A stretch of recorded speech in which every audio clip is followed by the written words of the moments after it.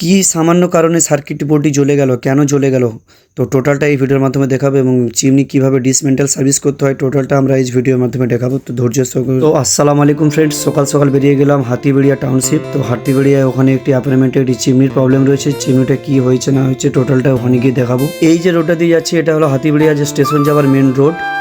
ডান সাইডে ওই দূরে দাঁড়িয়ে আছে দিল্লি যাওয়ার ট্রেনটি।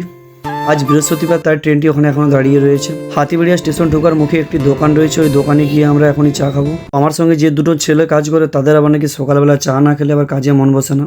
বাবুদের ব্যাপার। ওদের বললাম যে তোরা অন্য কিছু খেয়ে নে, ওরা না, বলে আমরা চাই খাবো। খা। তো চা খেতে খেতে গভীরভাবে একটা জিনিস ভাবলাম যে ভিডিওতে ভিউ কেন আসছে না, এটাই আমার সমস্যা। আমার বন্ধুকে আবার বললাম যে আমাদের ভিডিও কি কারোর ভালো লাগেনি দেখতে। এই যে লেখা আছে দেখো, সতীশ সামন্ত পার্ক, হাতিবেড়িয়া, হলদিয়া। এই যে দেখতে পাচ্ছ হাতিবেড়িয়া পার্ক, এই পার্কটি স্টেশনটার কিছুটা একটু আগিয়ে গেলেই এই পার্কটি পড়ে। কত সুন্দর পার্কটি দেখুন, মনোরম পরিবেশ এবং চারিদিক থেকে পরিষ্কার পরিচ্ছন্নতা। কাস্টমারের বাড়ির কিছুটা কাছাকাছি আমরা চলে এসেছি। দীর্ঘ জার্নির পরে আমরা পৌঁছে গেলাম কাস্টমার বাড়িতে। তো ব্যাগটা নিয়ে আমরা সবাই উপরের ফ্ল্যাটে উঠবো।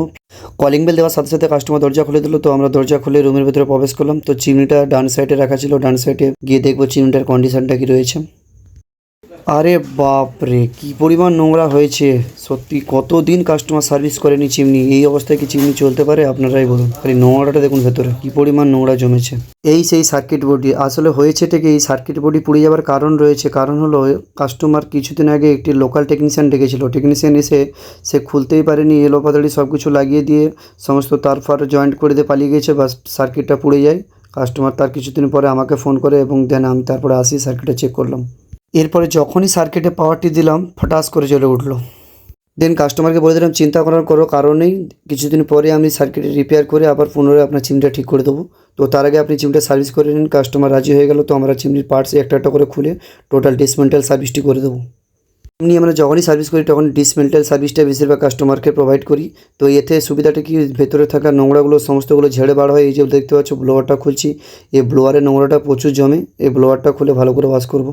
দেখতে পাচ্ছ ব্লোয়ারের মধ্যে কী পরিমাণ নোংরা জমেছে। কাস্টমার এখনও পর্যন্ত ব্লোয়ার খুলে সার্ভিস করায়নি। এই চিমনির মধ্যে যে কটি পার্ট ছিল টোটাল পার্টই আমরা খুলে আলাদা করে নিয়েছি, টোটালটাই সার্ভিসিং করব। তো আর দেরি না করে ওদেরকেও কাজে লাগিয়ে দিলাম। ওদেরকে বলে দিলাম যে তোমাদের এই পার্টগুলো তোমাদেরকে দিলাম দায়িত্বে, তোমরা এটা যত্ন সহকারে সার্ভিসিং করে দাও যাতে কাস্টমার খুশি হয়ে যায়। কারণ কাস্টমার অন স্পটে দাঁড়িয়ে আছে, উনি আবার লাইট মেরে দেখাচ্ছে যে কোথায় কোথায় নোংরা রয়েছে। কাস্টমারটা খুব ভালো, কোনো অসুবিধা নেই। কাস্টমার খালি একটা কথা বারবার বলে যাচ্ছে যে এর আগে যে টেকনিশিয়ানটাকে দেখেছিলাম সে নাকি এই চিমনি খুলতেই পারেনি, এই মডেলটা কীভাবে খুলতে হয় সে নিজেই জানেনি, খালি এদিক ওদিকে তার দিচ্ছে, আমার মেশিনটাই পুরো ভেঙে ফেলতো। তো দেখো ভাইরা আমার জোর কদমে কাজ করছে, দেখো জোর লাগা কে হাইসা। দেখো দেখো খালি কাজের দক্ষতাটা দেখো কীভাবে ঘষছে, দেখো পুরনো চিমনি নতুন করে দিচ্ছে। এরপর ব্লোয়ার হাউজিংয়ের মধ্যে জমে থাকা নোংরাটাকেও ভালো করে ঘষে ঘষে তুলে দিলাম। দেখো দেখতে পাচ্ছ চকচক করছে পুরো ব্লোয়ার হাউজিংটি।